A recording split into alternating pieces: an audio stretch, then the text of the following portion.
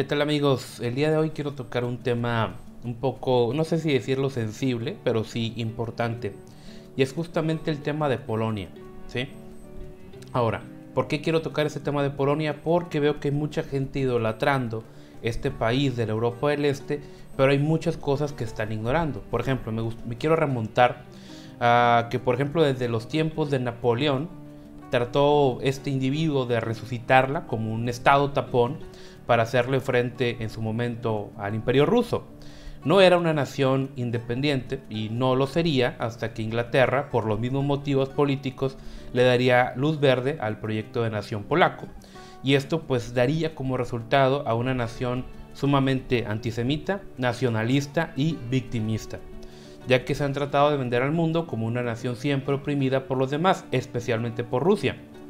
Que ojo, si bien es cierto que los polacos sufrieron bajo el régimen totalitario comunista del siglo XX, durante siglos anteriores fueron los polacos quienes iniciarían los conflictos con tal de debilitar a Rusia, Lituania o anexionarse territorio de Checoslovaquia.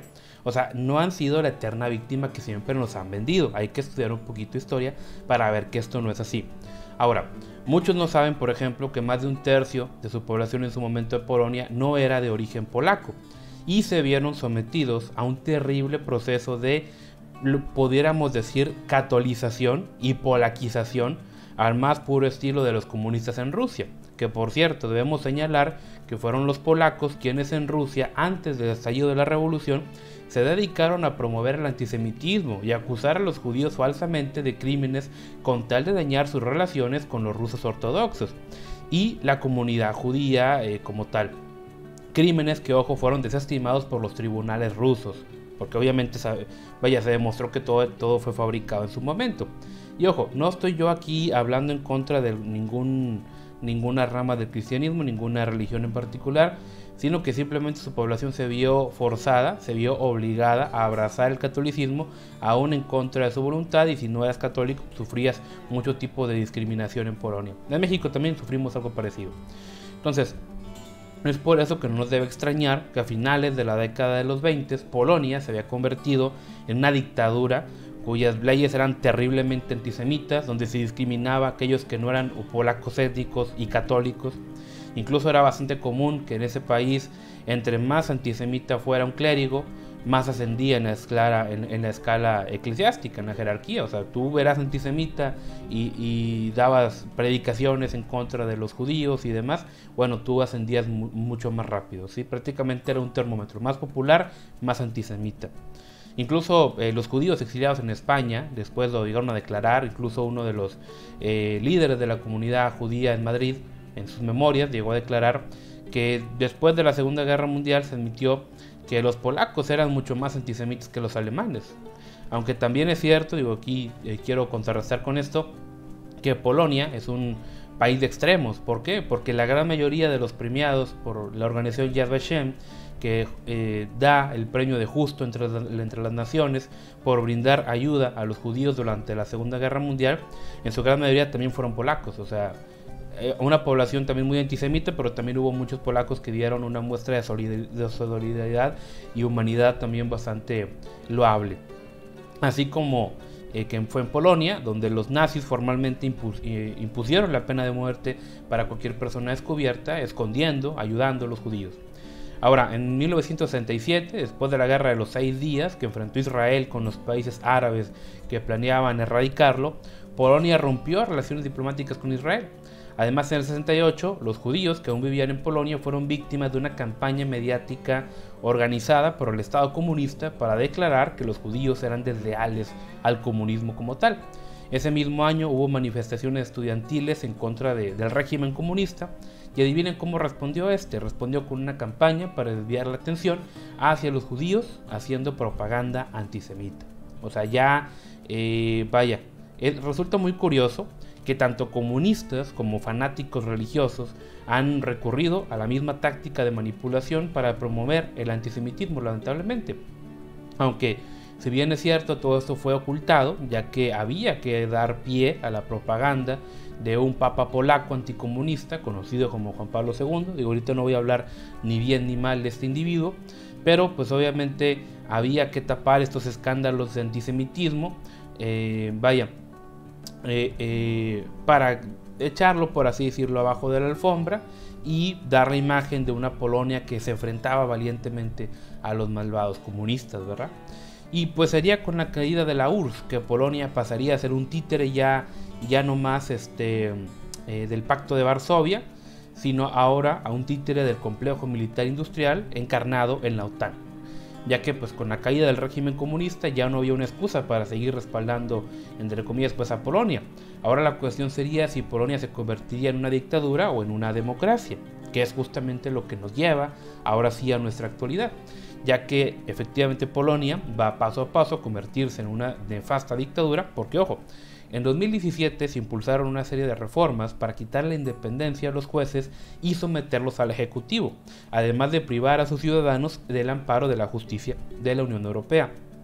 Hasta julio del 2021, la justicia europea condenó a Polonia 3 veces por ese tipo de reformas que implicaban una purga de los jueces y un control de los mismos mediante una especie de órgano sancionador que les impedía actuar con independencia y neutralidad y la imposibilidad de acudir a órganos europeos de justicia. Además, a esto le sumamos la iniciativa de ley que tienen como objetivo impedir las obligaciones dictadas por los acuerdos firmados por la Unión Europea relativas a la existencia de un tribunal independiente e imparcial, ante lo que Polonia respondió con la negativa a obedecer al Tribunal de Luxemburgo en materia judicial, alegando que eran incompatibles con su constitución, cuando es solo una desobediencia a los tratados firmados con la misma Unión Europea, que asume la supremacía del derecho comunitario sobre el nacional. Ahora, no quiero que me malinterpreten en este punto. Estamos de acuerdo que la Unión Europea es uno de los grandes promotores del progresismo a nivel mundial y que no compartimos con muchos postulados de la misma. Debemos recordar también esto, que Polonia voluntariamente ha adherido a dicha organización y ha firmado dichos acuerdos, solamente que aplica una doble moral, porque se sirve de los beneficios de pertenecer a la misma sin respetar las responsabilidades que contrajo.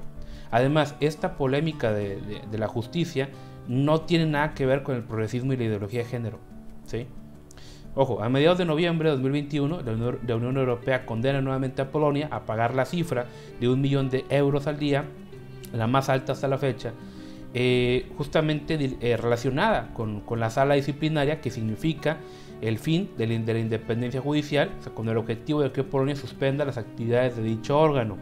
Si no me están entendiendo hasta este punto, lo que está haciendo Polonia es de que emitió o creó una especie de órgano sancionador para que los jueces que no hagan lo que el ejecutivo quiere, pues ahora sí poderlos quitar, remover o sancionar, ¿sí? Prácticamente es como si, no sé, el día de mañana AMLO dijera, ¿sabes qué? Voy a crear un órgano, no sé, un órgano de la justicia social para el bienestar, y todo el juez que no vaya de acuerdo a lo que yo diga, pues ahora sí vamos a quitarlo o lo vamos a sancionar. Obviamente esto sería un atropello y una intromisión del Ejecutivo en el Poder Judicial. Bueno, es lo que está haciendo Polonia prácticamente, ¿sí? Ahora, como lo comentamos anteriormente, dicha sala tiene el poder de sancionar a los jueces que no se vayan por el camino que le dicta el presidente, que por cierto ya la Unión Europea había advertido a Polonia en diversas ocasiones acerca de ese tema. Y en dicha resolución, el vicepresidente del Tribunal Europeo señaló que el cumplimiento de esas medidas cautelares son necesarias para evitar que se lesione de forma irreparable el ordenamiento jurídico de la Unión Europea acerca de los derechos de los individuos y los valores en que se basa la Unión, en particular el Estado de Derecho. Que por cierto, Polonia en julio de 2021 se comprometió a desmantelar dicha sala disciplinaria, pero no ha hecho absolutamente nada para cumplir dicha promesa, ¿sí? La sanción anteriormente mencionada tiene un precedente de 2017, cuando Polonia se negó a proteger un bosque primigenio y se le condenó a una multa de 100.000 euros al día por incumplimiento. Que por cierto, en esta ocasión, después de un día dijo, ¿sabes qué? Pues está bien, ya voy a respetar la ley y ya, ahí muere, ¿sí? A todo esto se le suma la sanción que se impuso en octubre de 2021 por la justicia europea debido a que Polonia no quiso cerrar una mina de carbón y se le condenó a $500.000 de euros al día, pues como sanción. Ojo, esta resolución no fue tomada por un típico discurso ambientalista al estilo de Greta Thunberg, no. Fue porque dicha operación daña gravemente la corriente de agua subterránea de su país vecino, la República Checa, ¿sí? Ahora, Polonia ya ha demostrado en muchas ocasiones, no ha tenido reparos en mostrarse como ese vecino molesto, quejumbroso, que te echa la basura, que prende leña y te avienta el humo. Prácticamente solo piensa sus caprichos, ¿sí? A corto plazo. No le importa si daña a Rusia, a Lituania, a República Checa, si se pelea con Bielorrusia, no importa. Con tal de yo cumplir mi capricho, me aferro, y cuando me vengan a criticar, de volada digo de que es que están violentando mi constitución y que la agenda globalista y que la ideología de género. Muchos temas no tienen que ver con nada de ideología de género, ¿sí? A todo esto debemos sumarle que Polonia fue uno de los países que, a cambio de convertirse en un satélite de la OTAN y permitir la entrada de tropas y armamento a su territorio, se le benefició con la entrada a la Unión Europea y pues a su jugoso mercado. Y eso trajo un grave problema, ya que los países del este de Europa pues no contaban con los requisitos para entrar a dicha organización. Su entrada solamente trajo elementos muy negativos para el conjunto de países europeos que sí cumplían con dichos requisitos, por así decirlo. Es por eso que Polonia mantiene una integración a medias, tomando lo que le beneficia, haciendo a un lado lo que no, y aunque este problema ya tiene años, lo cierto es de que ya el actual gobierno quiere establecer una dictadura prácticamente de facto y desaparecer la independencia judicial, lo que efectivamente no puede pasar desapercibido por la Unión Europea, cosa que ha sucedido, repito, desde 2017 con la sustitución de los jueces. Esto ha ido cerrando poco a poco el círculo para convertir a Polonia en una dictadura, y esta se siente confiada ya que cuenta con el respaldo de la OTAN. Y cuando alguien sale a criticarla, hábilmente sacan el hombre de paja antirruso, y también cuando le conviene saca el tema del globalismo y la ideología de género para venderle a los conservadores occidentales un cuento pues ya bastante gastado y lamentablemente que muchos se siguen tragando, ¿sí? Muchos no saben que Polonia efectivamente cuenta con una ley de aborto que permite exterminar sistemáticamente a los niños con síndrome de Down, y que el número de polacas que abortan es bastante considerable. Incluso uno de sus ministros ha amenazado con una tercera guerra mundial, al más puro estilo de los dictadores norcoreanos, que si la Unión Europea no se somete a sus deseos, van a empezar un conflicto armado, ¿sí? Pero repito, ¿cuál democracia polaca? ¿Por qué defender un país así? Por eso que puedo afirmar que Polonia es un claro ejemplo de lo que una nación libre, democrática y soberana pues no debería ser jamás, ¿sí? Ya que además de su conducta dictatorial sigue manteniendo funcionarios que son abiertamente negacionistas del Holocausto, antisemitas, fanáticos religiosos, que repetidamente hacen apología a la violencia contra todos aquellos que se les oponen. Mientras que en Occidente, aquellos que dicen defender la libertad se dejan llevar por las imágenes de hombres rezando el rosario y manifestaciones con ídolos religiosos. Lo cual cabe decir que no tiene nada de malo, o sea, nadie tiene aquí en contra ninguna cuestión religiosa, o sea, al contrario, estamos a favor siempre de ese tema. Pero ese tipo de conductas solamente están siendo utilizadas como una especie de blanqueador para darle un lavado de imagen a una dictadura pendenciera, que por cierto, parece que su próximo paso es cometer violencia contra las minorías étnicas y religiosas, ya que hace poco hicieron gala imágenes de sacerdotes bendiciendo las armas del ejército, lo cual a mí me produjo un asco terrible. A esas alturas se necesita ser o muy ignorante, muy malvado o muy idiota para defender a un régimen como el de Polonia. Y como siempre decimos los conservadores, a los hechos no les importan sus sentimientos, por lo que un simple acto de coherencia es condenar aquellas políticas liberticidas y dictatoriales como tal. Es decir, no tenemos por qué defender a Polonia, siendo que es un país, repito, abiertamente está tomando un giro hacia la dictadura terrible. Mantiene funcionarios abiertamente antisemitas que promueven pues abiertamente una polarización en la sociedad. Incluso es muy común ver manifestaciones de nacionalistas, ultranacionalistas polacos, igual haciendo gala de un fanatismo religioso combinado con un antisemitismo de lo más rancio. Y repito, como conservadores creo yo que debemos vivir bajo ese lema que a los hechos no les importan los sentimientos. Ahí están los hechos.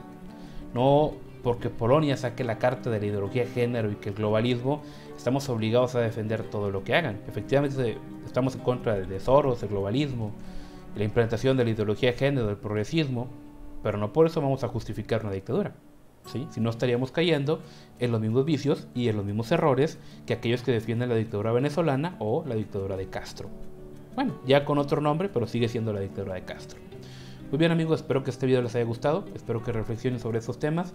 Y pues ya saben, como siempre les digo, que el socialismo no funciona y a los hechos no les importan los sentimientos. Hasta la próxima.